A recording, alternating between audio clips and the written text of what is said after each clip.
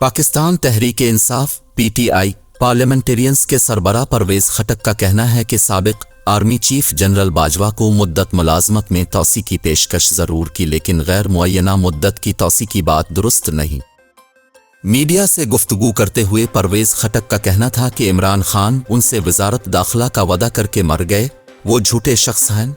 सदर पाकिस्तान बनने की भी पेशकश की गई जिसे उन्होंने ठुकरा दिया। इमरान खान दौर में वजीर दिफा रहने वाले परवेज खटक का कहना था कि जब हमने जनरल बाजवा को तौसी की पेशकश की, इस वक्त तक देर हो चुकी थी और पानी सर से ऊंचा हो चुका था। जनरल बाजवा को गैर मुअय्यना मुद्दत तक की तौसी की पेशकश की बात दुरुस्त नहीं।